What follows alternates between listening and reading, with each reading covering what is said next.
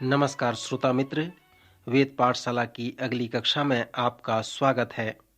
हमारे इस सर्वेक्षण का प्रारंभ उत्पत्ति की पुस्तक से हुआ था और अब यह हमें पुराने नियम के अंतिम पुस्तक मलाकी तक ले आया है। पिछले 2 अध्ययनों में मैंने आपको मलाकी और उसके भविष्यवाणी का परिचय दिया था। यह इस पुस्तक का तीसरा अध्ययन है जिसमें मैं फिर से आपका ध्यान इस पुस्तक में ले जाना चाहता हूँ। जैसे मैंने पहले आपसे बताया था कि जिस प्रकार नेहमाया ने समस्याओं के विषय में बताया था, उसी प्रकार मलाकी भी उन समस्याओं को बताया है। सो यदि आप यहूदा के लोगों के नैतिक व आत्मिक बातों से कुछ जानना चाहते हैं, जहां पर मलाकी रहा और प्रचार किया, तो आप एजरा व नेहमाया की पुस्तक को पढ़कर उन समस्याओं को समझ सकते हैं कि उस समय मलाकी किन किन समस्याओं का सामना किया होगा।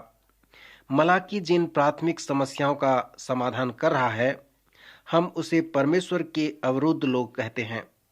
हम कहते हैं परमेश्वर के लिए हमारा मन ठंडा हो गया है, और इस तरह से आज अनेक पास्टर जिन समस्याओं का सामना कर रहे हैं, वो है अनेक लोगों का मन परमेश्वर के लिए ठंडा हो गया है। परमेश्वर के लोग परमेश्वर के लिए ठंडे पड़ गए हैं। वे परमेश्वर के प्रेम के विपरीत हो गए हैं। जब परमेश्वर के लोग परमेश्वर से अलग हो जाते हैं, तो हम कह सकते हैं कि परमेश्वर के प्रेम के लिए उनका मन ठंडा हो गया है। एक धर्मी व्यक्ति के विषय में मैंने पढ़ा, जिनका नाम शमूएल था। सोमवार के प्रातःकाल वह अपने मनन में था और रो रो कर प्रार्थना कर रहा था और अपने पापों से पश्चाताप कर रहा था। दरवाजा थोड़ा खुला था और उसके सचिव सब कुछ उसकी सुन रही थी, और जिस पाप के लिए वह पश्चाताप और प्रार्थना कर रहा था, वो इस प्रकार था कि उस दिन सुबह जब वह सोकर उठा, तो परमेश्वर के लिए वह अपने आप को ठंडा अनुभव कर रहा था, और उसके लिए यह एक भयंकर पाप था। आज इस पृथ्वी में इस प्रकार के समवेल बहुत कम पाए जाते हैं। जब लोग परमेश्वर के लिए ठंडे पड़ जाते हैं, तो वे उसे पाप की जैसे नहीं मानते। वे उसे एक समस्या की तरह अनुभव करते हैं। परंतु मलाकी इस बात का अनुभव करके कहता है कि परमेश्वर के लिए ठंडा होना एक बड़ा पाप है। सो मलाकी के प्रचार का यह एक बड़ा बोझ था। मलाकी के द्वारा परमेश्वर के वचन का बोझ कुछ इस प्रकार था: मैं तुमसे प्रेम रखता हूं और तुम्हारे साथ मैं एक प्रेम का संबंध स्थापित करना चाहता हूं। मैं तुम्हें जानता हूं, मैं तुमसे प्रेम रखता हूं और मैं चाहता हूं कि तुम भी मुझे जानो। मुझसे प्रेम रखो। मैं तुम्हारे साथ इस प्रकार का एक प्रेम का संबंध स्थापित करना चाहता हूं, परंतु मेरे लिए तुम्हारे हृदय व मन ठंडे पड़ गए हैं। तुम मेरे लिए उदासीन हो गए हो। प्रकाशित वाक्य में इससे संबंधित एक अच्छा चिन्ह है। प्रकाशित वाक्य के 4 अध्याय में स्वर्ग में एक द्वार खुला। वहां पर एक सिंहासन है और उसके चारों ओर बहुत सारी वस्तुएं हैं, और उस सिंहासन के चारों ओर 24 सिंहासन हैं, और इन सिंहासनों पर 24 प्राचीन श्वेत वस्त्र पहने हुए बैठे हैं। ये प्राचीन परमेश्वर के लोगों के अगुवेपन को दर्शाते हैं। कुछ लोग कहते हैं ये प्राचीन इसराइल के 12 कुल के अगुवे और 12 प्रेरित होते हैं, परंतु हम स्पष्ट रूप से कह सकते हैं कि ये प्राचीन अगुवेपन को दर्शाते हैं। जैसे कि दाऊद ने पुराने नियम में परमेश्वर के लोगों के लिए अगुवों को संगठित किया था। दाऊद ने याजकों को अलग अलग भागों में विभाजित किया था, और उस भाग में 24 याजक हैं। इसलिए स्वर्ग के सिंहासन में आपने जो 24 प्राचीन देखा है, वो प्रायः आत्मिक अगुवेपन को प्रस्तुत करता है। प्रकाशित वाक्य में जो 24 प्राचीनों के विषय में वर्णन किया गया है, उनका 4 तरह से वर्णन किया जा सकता है। वे श्वेत वस्त्र पहने हुए बैठे हैं। उनके सिरों पर सोने के मुकुट हैं। हर एक के हाथ में वीणा और धूप से भरे हुए सोने के कटोरे थे। ये तो पवित्र लोगों की प्रार्थनाएं हैं। सो ये 4 वस्तुएं प्राचीनों के विषय में बताते हैं। श्रोता, ये हमें अगुवेपन के विषय में बताते हैं।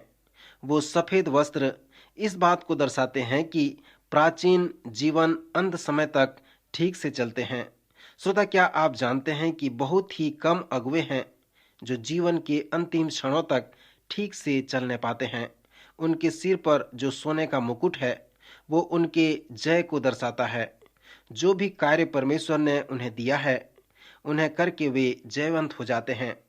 फिर जो धूप से भरे हुए सोने के कटोरे थे वो पवित्र लोगों की प्रार्थनाएं हैं और यह इस बात को दर्शाता है कि क्यों आत्मिक अगुवे ठीक से चलने पाते हैं। उनका अंत जय का होता है और वो अगुवे इसलिए जयवंत होते हैं क्योंकि लोग उनके लिए प्रार्थना करते हैं। मित्र, क्या आप अपने पास्टर के लिए कभी प्रार्थना किया? क्या आपके आत्मिक निरीक्षक, आत्मिक अगुवा के लिए आप प्रार्थना करते हैं? यह स्थल हमें इस बात को सिखाता है कि पास्टर इसलिए अंतिम समय तक ठीक से चलने पाते हैं क्योंकि लोग उनके लिए प्रार्थना करते हैं। जब हम स्वर्ग में जाएंगे तब हम सब इस बात को जानने पाएंगे कि क्यों कुछ लोगों ने अपने जीवन के अंतिम समय तक जयवंत जीवन का अनुभव किया। यह इसलिए संभव हो सका क्योंकि अनेक लोगों ने उनके लिए प्रार्थना किया था। चौथी वस्तु जो इन प्राचीनों के पास थी वो वीणा थी। यह वीणा इस बात को सूचित करता है कि वे भी प्रार्थना किया करते थे। यह आराधना को भी सूचित करता है। सो धूप से भरा हुआ सोने का कटोरा पवित्र लोगों की प्रार्थनाएं हैं और वीणा वे स्वयं प्रार्थना करते थे। इस प्रकार वे प्रार्थना योद्धा का कार्य करते थे, आराधना करते थे और इसलिए वे उनके जीवन के अंतलों जयवंत जीवन का अनुभव किया करते थे। परमेश्वर के महान कार्यकर्ताओं के विषय में हमने सीखा। पुराने नियम के सर्वेक्षण में हमने सीखा कि इसके पहले कि वे परमेश्वर के महान सेवक बने, वे पहले उसके उपासक बने। वे सभी अगुवे जिन्होंने जीवन के अंतिम समय तक जय के जीवन का अनुभव किया, वे सभी परमेश्वर के उपासक थे। सो जब हम वीणा के विषय में पढ़ते हैं तो इसका अर्थ यही है। परमेश्वर के लिए लोगों का मन जो ठंडा हो गया था, उसके लिए मलाकी को एक बड़ा बोझ था। मलाकी इस बात को अनुभव किया कि यह ठंडापन लोगों को क्षतिपूर्ण कर देगा। एक तरह से मलाकी उन लोगों को इस प्रकार कह रहा है कि तुम लोग अपने वीणा को गंवा रहे हो और यदि तुम अपने वीणा को गंवा दोगे तो सब कुछ गंवा दोगे और विद्रोही बन जाओगे, आत्मिक रूप से मृतक हो जाओगे। और जब ऐसा तुम पर होगा तो तुम अपने आप से पूछोगे कि यह कैसे हो गया। मलाकी अपने संदेश में कहता है, मैं तुम्हें बताऊंगा कि कहाँ इसका प्रारंभ हुआ। यह उस समय प्रारंभ हुआ जब तुम उस वीणा को खो दिए, जब तुमने आराधना करना छोड़ दिया। तुम्हें चाहिए कि परमेश्वर के साथ तुम्हारा एक प्रेममय संबंध हो, प्रेममय जीवन हो। आराधना को प्रस्तुत करता है कि तुम अपने परमेश्वर की आराधना कैसे करते हो, व्यक्तिगत रूप से परमेश्वर की आराधना किस प्रकार करते हो। यदि तुम आराधना करना छोड़ देते हो तो तुम्हारा मन परमेश्वर के लिए ठंडा पड़ जाता है और फिर तुम उसकी आराधना नहीं कर सकते। श्रोता, ये 7 प्रकार के कानाफूसी की बातें जो आपने मलाकी की पुस्तक में पढ़ा है, वह प्रोफेसर जेम्स हट के द्वारा परमेश्वर के लिए अपने मन को ठंडा करने वाला कानाफूसी है। एक तरह से देखा जाए तो वे लोग परमेश्वर का विद्रोह कर रहे हैं, जबकि परमेश्वर उन्हें पिता की तरह सब कुछ बता रहा है, परंतु वे उसके विरोध में बातें कर रहे हैं। सो मलाकी का साहित्यिक रूप यही था। यदि आप कानाफूसी या पीछे से बातें करने के उन 7 विषयों को अध्ययन करेंगे तो मैं विश्वास करूंगा कि उत्तेजित होने का 7 रूपरेखा को देखने आप पाएंगे। सेवकगण कैसे उत्तेजित होते हैं, परमेश्वर के लोग कैसे उत्तेजित होते हैं, इसके विषय में मलाकी बताता है। ये 7 रूपरेखा, जिसे हम आत्मिक उत्तेजना कहते हैं, आपकी अगुवाई करेगा। पहली उत्तेजना होने की जो रूपरेखा है या परमेश्वर के लिए मन का ठंडा होना है, कानाफूसी बात है, वह यह है कि जब हम अपने लिए परमेश्वर के प्रेम को संदेह करते हैं। फिर ये बहुत ही महत्वपूर्ण है कि आप जानें कि परमेश्वर आपसे प्रेम रखता है। सो यदि कोई हमसे प्रेम रखता है तो वह हमें महत्व देता है। यदि हम परमेश्वर के प्रेम को संदेह करते हैं तो इसका अर्थ यह है कि परमेश्वर के लिए मेरे प्रेम में कुछ गड़बड़ी है। फिर दूसरी जो उत्तेजित होने की रूपरेखा है वह इस प्रकार है कि परमेश्वर के प्रेम को संदेह करने के बाद जिनका मन परमेश्वर के लिए ठंडा हो जाता है, उनके जीवन में परमेश्वर के कार्य के लिए समर्पण भी कम हो जाता है और परमेश्वर के कार्य को करने के लिए वे प्रेरित नहीं होते। सो जब आप अपने लिए परमेश्वर के प्रेम को संदेह करते और उसके लिए आपके प्रेम को यदि कोई गलती है, तो इससे परमेश्वर के कार्य में आपके स्वभाव पर असर पड़ेगा। परमेश्वर के कार्य के लिए सही प्रेरणा क्या है? पौलुस प्रेरित उस प्रश्न का उत्तर देते हुए दूसरा कुरिन्थियों उसके 5वें अध्याय में वो कहता है, मसीह का प्रेम मुझे विवश कर देता है। कलीसियाई इतिहास में पौलुस परमेश्वर का एक महान सेवक था।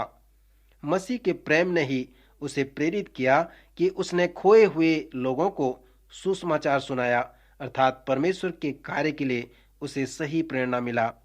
ऊपरी कोठरी में प्रभु यीशु ने प्रेरितों से कहा, तुमने मुझे जो कार्य करते हुए देखा है और जो बातें करते हुए सुना है, वही तुम करना। मैं अपने कार्य व शब्दों के विषय में तुम्हें बताता हूँ। मैं और पिता एक हैं। प्रत्येक कार्य जो मैं करता हूँ, उसमें पिता के साथ मेरा एकता उमड़ता है और प्रत्येक वचन जो मैं बोलता हूँ, उससे पिता के साथ मेरा संबंध उमड़ता है। अब मैं तुम्हें छोड़ने वाला हूँ और पवित्र आत्मा आएगा। जब तुम पर आएगा तो पिता जिस प्रकार मेरे साथ था, आत्मा भी उसी प्रकार तुम्हारे साथ होगा और फिर परमेश्वर का कार्य तुम्हारे द्वारा इस पृथ्वी पर पूरा किया जाएगा और उसका वचन भी तुम्हारे द्वारा प्रचार किया जाएगा। और जब ऐसा होगा तो वही पवित्र आत्मा के साथ तुम्हारी एकता होगी। श्रोता, इसी प्रकार परमेश्वर इस पृथ्वी पर मनुष्यों द्वारा कार्य करवाना चाहता है। सो यदि आप परमेश्वर के लिए अपने प्रेम को खो देते हैं, तो इससे परमेश्वर के कार्य में बाधा होती है और जो कार्य परमेश्वर आपके द्वारा करना चाहता है, वह आपके लिए कठिन हो जाता है। उत्तेजित होने की जो तीसरी रूपरेखा है, वह है परमेश्वर व लोगों के साथ आपका समर्पण। यहूदा के लोगों का विवाह क्यों टूट जाता था? क्योंकि एक दूसरे के प्रति उनका समर्पण नहीं था। आप देखें कि परमेश्वर के साथ जो मेरा समर्पण है, वह लोगों के साथ मेरे समर्पण का नींव है और परमेश्वर के साथ जो मेरा संबंध है, वह सभी लोगों के साथ मेरे संबंध का वो नींव है। मेरे जीवन में जो महत्वपूर्ण लोग हैं, वो हैं जिनके साथ मैं रहता हूँ, अर्थात मेरा परिवार। यहाँ पर विशेष करके मलाकी इस संदेश से पुरुषों को संबोधित कर रहा है। मलाकी कहता है कि जब तुम अपने समर्पण को परमेश्वर के साथ समझौता करते हो, तब जो दूसरा कदम है कि आप लोगों के साथ भी समझौता कर लेते हो। यहाँ पर मलाकी विशेष करके तलाक के समस्या के विषय में प्रकाश डालता है। जब यहूदा के लोग अपने पत्नी को त्याग देते थे, तो वे इस बात को प्रकट कर देते थे कि परमेश्वर के प्रति वे अपने समर्पण पर प्रतीति नहीं करते, क्योंकि अधिकांश विवाह कलीसिया में होता है। परमेश्वर को प्रेम करने का तात्पर्य क्या है? जैसे परमेश्वर ने हमसे प्रेम किया, सो अपने पति या अपने पत्नी को प्रेम रखने का तात्पर्य क्या है? इसे हम इस प्रकार भी समझ सकते हैं कि वह समर्पण प्रेम है और वह प्रेम ही समर्पण है। आप परमेश्वर से प्रेम रखने के लिए समर्पण करते हैं। आप अपने पति या पत्नी से प्रेम रखने के लिए परमेश्वर के समक्ष समर्पण करते हैं। यह इस बात को भी नहीं दर्शाता कि आप उनके लिए किस प्रकार अनुभव करते हैं, परंतु आप फिर भी उनसे प्रेम रखते हैं, क्योंकि आप उन्हें प्रेम करने के लिए परमेश्वर के समक्ष समर्पण किए हैं। किसी भी स्थान में, किसी भी परिस्थिति में आप उनसे प्रेम करने के लिए समर्पण किए हैं। परंतु जब आप अपने साथी के साथ अपने समर्पण को तोड़ देते हैं, तब परमेश्वर के साथ भी आपका संबंध टूट जाता है। सो तलाक वो चिन्ह है या वो लक्षण है जिसमें आप अपने समर्पण के दीक्षित में पहुंच जाते हैं। एक बार एक दंपति ने मुझसे पूछा कि क्या हम आपके कलीसिया में बिना समर्पण के विवाह कर सकते हैं? मैंने उनसे कहा कि तुम कलीसिया में क्यों विवाह करना चाहते हो? उन्होंने कहा, हम मसीही विवाह करना चाहते हैं। फिर मैंने कहा, कलीसिया में विवाह करने का तात्पर्य ये नहीं कि आपका विवाह मसीही विवाह हो या किसी गैरेज में विवाह करने से आपका विवाह ऑटोमोबाइल का विवाह हो। सो मसीही विवाह क्या है? मसीह प्रेम क्या है? जब यह सही तरह से समझा जाए कि यह मसीह प्रेम एक समर्पण है, प्रेम करने के लिए परमेश्वर के समक्ष एक समर्पण, एक त्याग है, तभी हम इसे समझ सकते हैं। जब मेरे पास परमेश्वर के साथ प्रेम का जीवन है, समर्पण है, तो मेरे पास लोगों के प्रेम करने के लिए मेरे पास एक महान जीवन है। सो तीसरा उत्तेजित होने की जो रूपरेखा है, वो समर्पण है। परमेश्वर के लिए मन का ठंडा हो जाने का जो चौथा बात है, वो है नैतिक सापेक्षता या परिस्थिति का नीति शास्त्र। जब लोग परमेश्वर के साथ अपने प्रेम में जीवन को तोड़ देते हैं, समर्पण को तोड़ देते हैं, उसके कार्य के प्रति अपने प्रेम व समर्पण को तोड़ देते हैं और साथ ही साथ लोगों के साथ भी अपना समर्पण तोड़ देते हैं, और फिर अगला कार्य जो वे करते हैं वह इस प्रकार है कि वे असमर्पित लोगों के चारों ओर अपना धर्म विज्ञान बनाते हैं। श्रोता, कुछ लोग हैं जो कहते हैं कि ऐसे कोई प्रतिबंध नहीं है, कोई गलत या कोई सही नहीं है, सब कुछ प्रासंगिक और तुलनात्मक बात है। एक बार मैं एक सेमिनार में भाग लिया और वहां पर जो भाई अगुवाई कर रहे थे, उन्होंने इस प्रकार से प्रारंभ किया कि अब कोई प्रतिबंध नहीं है, आप इस बात को समझ जाएं। सो मैंने कहा, मैं एक 14 वर्ष की लड़की को छोड़ दिया जो गर्भवती हो गई थी। आप कैसे कह सकते हैं कि कोई प्रतिबंध नहीं है? परिणाम बिल्कुल सुनिश्चित है। कभी यह परिणाम सही या कभी गलत हो सकता है, परंतु उसमें अवश्य कुछ नैतिक चुनाव भी होता है। श्रोता, पवित्र शास्त्र हमें यह नहीं बताता कि नैतिक प्रतिबंध है। ऐसे बातें हैं जो बिल्कुल सही हैं और ऐसे भी बातें हैं जो बिल्कुल गलत हैं। जब परमेश्वर कहता है कि कुछ सही है, तो यह इसलिए क्योंकि उसके परिणाम सही होते हैं, और जब परमेश्वर कहता है कि कुछ गलत है, तो उसमें परिणाम सचमुच में गलत होता है। परमेश्वर कहता है कि वहां पर सही व गलत परिणाम है, वहां पर नैतिक रूप से सही व गलत निर्णय व चुनाव हैं। श्रोता, मलाकी के दिनों में लोग अपने पत्नी को छोड़ देते थे और उनके साथ विश्वासघात करते थे। सो मलाकी उन्हें प्रचार करके कहता है कि परमेश्वर इससे घृणा करता है। वहां पर लोगों का नैतिक स्तर ठीक नहीं है। परमेश्वर के लिए लोगों के मन का ठंडा होना जो पांचवा कारण है, वो इस प्रकार है कि तुम 10वां अंश व दान देने में परमेश्वर को लूटते हो। यहाँ पर मैं सोचता हूँ कि मलाकी इस बात को सूचित कर रहा है कि लोग प्रति सप्ताह अपना 10वां अंश नहीं दे रहे हैं। वह उनके धन के दुरुपयोग के विषय में बातें करता है, उन्हें इंगित करके बताता है और ये बता रहा है कि वे जो कर रहे हैं वो बिल्कुल गलत है। फिर परमेश्वर के लिए लोगों के मन के ठंडा होने का जो छठवां कारण है कि तुमने परमेश्वर के कार्य व आत्मिक समुदाय को बिल्कुल छोड़ दिया है। तुम कलीसिया में जाना छोड़ दिए हो और दूसरे विश्वासियों के साथ संगति करना भी छोड़ दिए हो। तुम न तो परमेश्वर से प्रेम रखते हो, न उसके कार्य से, और न ही उसके विश्वासी लोगों से प्रेम रखते हो। तुम इस प्रकार कहकर अपने कड़वाहट को प्रकट करते हो कि अभिमानी व दुराचारी लोग धन्य हैं, परंतु तुम ये नहीं जानते कि इस प्रकार कहकर तुम परमेश्वर के साथ अपने प्रेम में संबंध को तोड़ देते हो। तुम उसके प्रेम में संदेह करते हो और उसके लिए तुम अपने प्रेम का अनुभव नहीं करने पाते। सो इस कारण परमेश्वर के कार्य धीमे पड़ जाते हैं। परमेश्वर के कार्य के लिए तुम में किसी प्रकार का उत्साह नहीं है और तुम न केवल अपने समर्पण में परमेश्वर से अलग हो जाते हो, वरन लोगों से और विशेष करके अपने जीवन साथी से भी अलग हो जाते हो। और फिर तुम अपने नैतिक संबंध को बनाना चाहते हो और कहते हो कि कोई सही नहीं, कोई गलत नहीं, सब कुछ ठीक है। फिर तुम अपना 10वां अंश व दान न देकर परमेश्वर को लूटते हो और ऐसे ऐसे कार्य करते हो जो उचित नहीं है, और अंत में तुम ये निर्णय में पहुंचते हो कि विश्वास से भी अलग हो जाते हो। फिर इस प्रकार प्रचार करना आरंभ करते हो कि अभिमानी लोग धन्य हैं, वे सफल बन गए हैं। श्रोता मित्र, क्या आपने कभी किसी को ऐसा प्रचार करते सुना कि अभिमानी लोग धन्य हैं? मुझे विश्वास है कि आप नहीं सुने होंगे।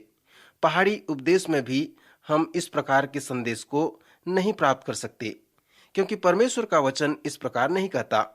परंतु वचन हमें कहता है कि परमेश्वर अभिमानियों व अहंकारियों से घृणा करता है। अहंकार करना घमंड को दर्शाता है। परमेश्वर नम्र लोगों से प्रेम रखता है। वह नम्र लोगों पर अनुग्रह करता है। वह घमंडियों के पाप पर कठिनाई के साथ व्यवहार करेगा। घमंड एक ऐसी बात है जिससे कि परमेश्वर सबसे अधिक घृणा करता है। घमंड सभी पापों का मूल होता है। यदि आप परमेश्वर व उसके वचन को जानते हैं तो आप ये भी जानते होंगे कि परमेश्वर कभी भी नहीं कहेगा कि अभिमानी लोग धन्य हैं। श्रोता, मलाकी के प्रचार का सार इस प्रकार है कि जब परमेश्वर के लिए तुम्हारा मन शिथिल हो जाता है और आत्मिक रूप से जब तुम ठंडे पड़ जाते हो, तो परिणाम यह होता है कि तुम ऐसे बातों का प्रचार करते हो जो परमेश्वर के वचन से कोसों दूर है। मित्र, यह बहुत ही हास्यास्पद है। परमेश्वर समलिंग कामी से घृणा करता है।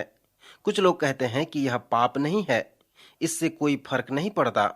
कुछ कलीसिया के लोग यह कहते हुए सुनकर मुझे आश्चर्य होता है। वे कहते हैं कि समलिंग कामी पाप नहीं है, यह सही है, यह परमेश्वर को ग्रहण योग्य है। सो कुछ कलीसिया में लोग इसे अनुमति देते हैं।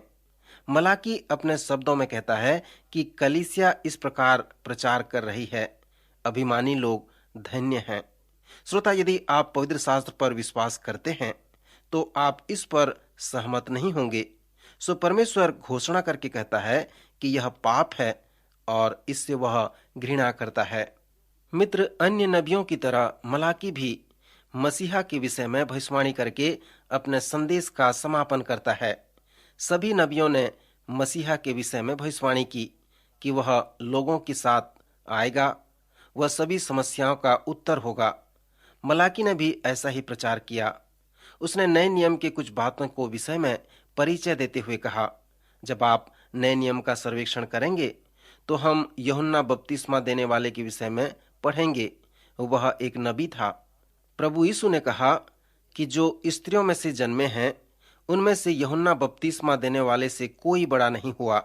जब आप नबियों की पुस्तक का सर्वेक्षण करेंगे तो आप आश्चर्य करेंगे कि कौन नबी सबसे बड़ा है।